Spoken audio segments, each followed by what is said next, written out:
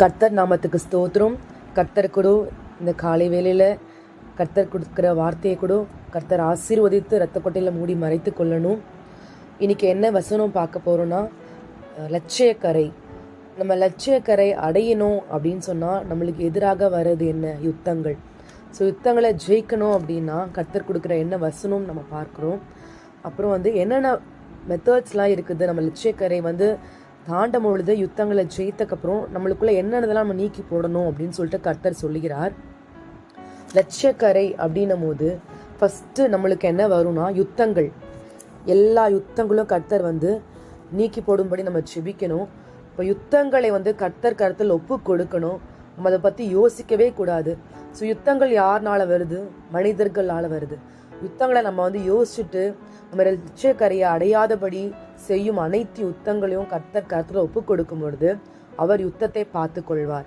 நம்ம பார்க்குறோம், யாத்ராகமம் 14ஆம் அதிகாரம் 13-14 நம்ம பார்க்கும்போது கர்த்தர் என்ன சொல்லுகிறாரா, பயப்படாதே, நீ நின்று கொண்டு ரட்சிப்பை பார்க்கணும்னு சொல்றாரு. நம்ம எதுக்கும் பயப்படக்கூடாது. கர்த்தர் கொடுத்த ரட்சிப்பை நம்ம எப்படி பார்க்கணும்னா நின்று கொண்டு பார்க்கணும் அப்படின்னு சொல்லும் போது அப்புறம் என்ன சொல்றாங்கன்னா, எகிப்தியனை நம்ம காண மாட்டோம். அப்போ இன்று காணும் எகிப்தியனை நாம் இனி வாழ்க்கையில காண மாட்டோம். கர்த்தர் யுத்தத்தை எல்லாம் கருத்துல ஒப்பு கொடுக்க சொல்றாரு. கர்த்தர் நம்மளுக்கான யுத்தம் பண்ணுவார். நம்ம எப்படி இருக்கணுமா? சும்மா இருக்கணும். யுத்தங்களை நம்ம மனுஷரோடு கூட மேற்கொள்ளாதபடி அமைதலா இருந்து பயப்படாதபடி யுத்தங்களை கர்த்தர் கருத்துல ஒப்பு கொடுத்து கர்த்தர் இதை பார்த்து கொள்வார் என்ற விசுவாசத்தினாலே நம்ம ஜெபிச்சு அதை கர்த்தர் கருத்துல ஒப்பு கொடுக்கும் போது அவர் அந்த யுத்தத்தை நேர்த்தியாய் ஏற்ற காலத்தில் கர்த்தர் அதை வாக்கிய பண்ணுவார் அப்படின்னு சொல்றாங்க. அடுத்து நம்மளுக்கு என்ன பார்க்கணும்னா, நம்மளுக்குள்ள என்ன இருக்கணும்? லட்சியக்கரை நம்ம சேரணும் அப்படின்னு சொன்னா நம்மளோட கேரக்டர்ஸை டெவலப் பண்ணிக்கணும். டெவலப் அவர் கேரக்டர்ஸ்.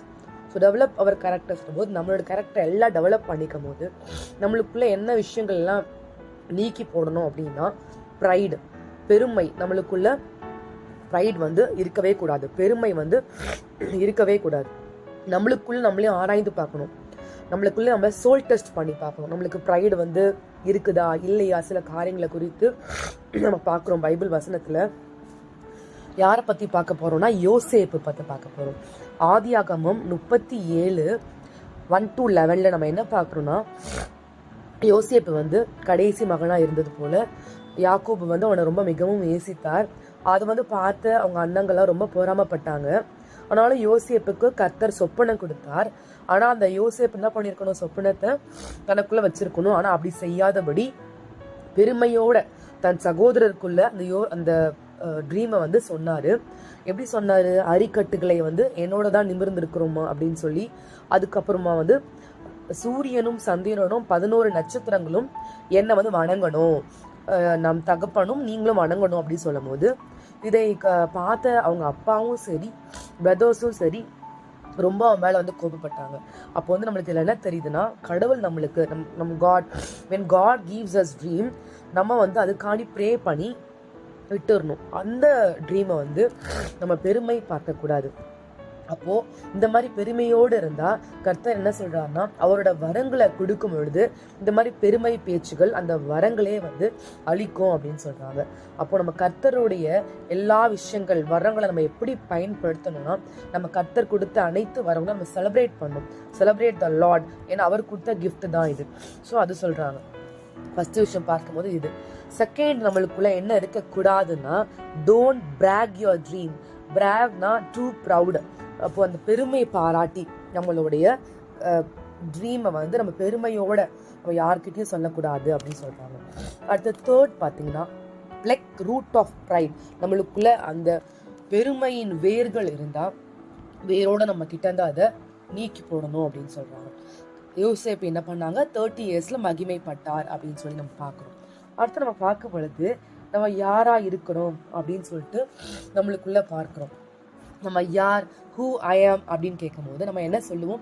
ஐ ஆம் தி சைல்ட் ஆஃப் காட்னு சொல்லுவோம். நம்மளுக்கு தெரியும் நம்ம எங்கேருந்து வந்திருக்கோம், நம்மளுடைய கேரக்டர்ஸ்லாம் என்னன்னு நம்மளுக்கு தெரியும். ஸோ ஒரு நாளும் நம்ம நான் யார் கேட்கும் பொழுது ஐ ஆம் தி சைல்ட் ஆஃப் காட். அப்போ நான் இங்க வந்திருக்கேன் அப்படின்னும் போது தேவனுக்கு எடுத்து வரும்போது தேவனுடைய சாயலாய் அவருடைய கேரக்டர்ல நம்மளுக்கு இருக்கணும். ஸோ அப்பப்போ நம்ம என்ன பண்ணிக்கணுமோ சோல் டெஸ்ட் நம்மளுக்குள்ள பண்ணி பார்க்கணும் அப்படின்னு சொல்றாங்க. அடுத்து என்ன சொல்றாங்கன்னா ஃபோர்த்தா பார்க்கும்போது வாட்ஸ் அவர் பெர்ஸ்பெக்டிவ், நம்மளோட பெர்ஸ்பெக்டிவ் என்னவா இருக்கணும் அப்படின்னு சொல்லி பார்க்கும்போது கன்விக்ஷன்னா உணர்த்துதல்.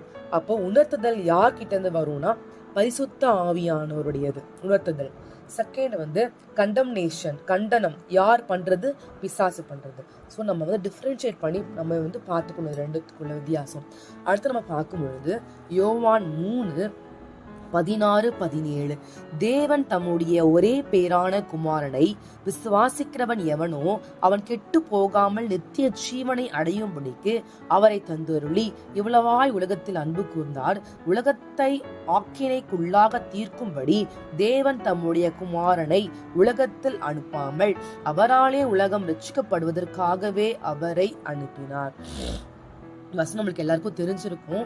அப்போ தேவன் தம்முடைய ஒரே பேரான குமாரனை எப்படி பண்றாங்க? விசுவாசிக்கிறவன் எவனோ அவன் என்ன ஆக மாட்டானா? கெட்டு போக மாட்டான், நித்திய ஜீவனை அடையும்படிக்கு கர்த்தர் நம்ம மேல அன்பா இருக்கிறதுனால நம்ம நித்திய ஜீவனை கொடுக்க வல்லவர்.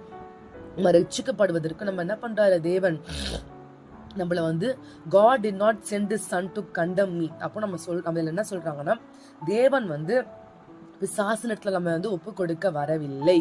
ஆனா என்ன சொல்றாங்கன்னா Lord came into this world to save us. அப்போ கர்த்தர் நம்மளுக்கு இந்த உலகத்துல இதுக்கு வந்திருக்காருன்னா நம்மளை காப்பாற்றுவதற்காக. அப்போ நம்ம என்ன புரிஞ்சுக்கணும்?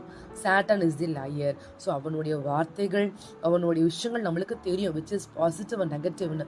So we should destroy all the negative things. அப்போ எது தேவன் சொல்லுகிறார், ஆவியானவருடைய வார்த்தை என்ன, ஆவியானவர் சொல்றது என்ன, அவருடைய பரிசுத்த ஆவி என்ன சொல்லுதுன்னு சொல்லிட்டு நம்மளுக்குள்ள உணர்த்துதல் வேண்டும், நம்மளுக்குள்ள கன்விக்ஷன் வேணும். கண்டம்னேஷன் இருக்கவே கூடாது. we should realize ourselves, எது உண்மை எது பொய், எது அவருடைய செயல் நம்ம உணர்ந்து நடக்கணும் அப்படின்னு சொல்றாரு தேவன். அடுத்து கர்த்தர் நீதியில நம்ம வாழ்கிறோம்.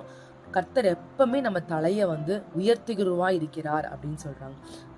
லாஸ்டா ஃபிஃப்த் பார்க்கும்போது what is the purpose of this pit, இந்த குழி எதற்காக, என்ன பர்பஸ் அப்படின்னு நம்ம கேட்கும் பொழுது பிதாவோட சேர்வதற்கு தான் கர்த்தர் இந்த பர்பஸ் ஆஃப் திஸ் பிட்டுக்கு ஆன்சர் என்ன சொல்றாருன்னா பிதாவோட சேர்வதற்கு அப்படின்னு சொல்றாங்க. நம்மளோட பிரச்சனைகள் போராட்டங்கள் வரும்போது நம்ம எப்படி இருக்கணுமா? Shout and the Lord. என்ன சொல்றாங்க? Shout and the Lord. நம்ம பார்க்கும் பொழுது யோனா 2:1-2 அந்த மீனின் வயிற்றில் இருந்து யோனா தன் தேவனாகிய கர்த்தரை நோக்கி விண்ணப்பம் பண்ணி என் நெருக்கத்திலே நான் கர்த்தரை நோக்கி கூப்பிட்டேன், அவர் எனக்கு உத்தரவு அருளினார், நான் பாதாளத்தின் வயிற்றிலிருந்து கூக்குரலிட்டேன், நீர் என் சத்தத்தை கேட்டீர். இதில் பார்க்கும் பொழுது யோனாவை போல அந்த வயிற்றிலிருந்து கூக்குரலிட்டான்னு சொன்னது போல நம்மளும் சில பிரச்சனைகள்ல தேவனை நோக்கி கூக்குரல் இடணும். அப்போ அந்த ஆழத்துல அந்த நிலைமையில நம்ம இருக்கும் பொழுது பாதாளத்தின் வயிற்றில் இருக்கும் பொழுது கூக்குரலிட்டேன் அப்படின்னு சொல்லும் போது நம்மளும் என்ன பண்ணணுமா? தேவனை நோக்கி சத்தமிட்டு கூப்பிடணும் அப்படின்னு சொல்றாங்க. நம்ம அடுத்து பார்க்கும் பொழுது சங்கீதம் 16:10 என் ஆத்துமாவை பாதாளத்தில் விடீர், உம்முடைய பரிசுத்தவானை அழிவை காணா ஒட்டீர். என்ன சொல்றாங்க? நம்ம ஆத்மாவை பாதாளத்துல விட மாட்டார், அவருடைய பரிசுத்த அழிவை நம்ம காணவும் மாட்டோம். அப்போ பர்பஸ் ஆஃப் பிட் அப்படின்னு கேட்கும் பொழுது பிதாவோட சேர்வதற்கு மட்டும்தான் தேவன் எல்லா விஷயமும் செய்கிறார் அப்படின்னு நம்ம பார்க்கணும்.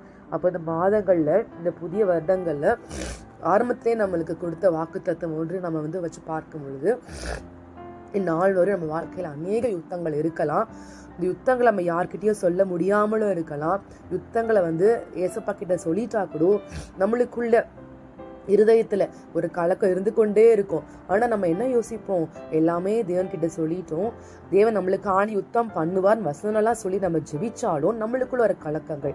ஆனால் இந்த காலை வேளையில இந்த வசனத்தை கேட்கிற அனைவரும் என்ன யுத்தங்கள் வாழ்க்கையிலயும் சரி, வேலையிடங்களையும் சரி, கர்த்தர் கொடுத்த கையின் பிரயாசத்திலையும் சரி, குடும்பத்திலையும் சரி, அனைத்து யுத்தங்களையும் சரி, பிள்ளைகள் இடத்துலையும் சரி, பலவீன சரீர பாடுகள் இருக்குதா அந்த யுத்தங்களையும் சரி, கர்த்தர் இந்த வேளையில என்ன சொல்றார்? யுத்தம் கர்த்தர் கையில் ஒப்பு கொடுத்து யுத்தத்தை ஜெயிக்க வல்லவர் அவர் இருக்கிறார். நம்ம விசுவாசமா இருக்கணும்.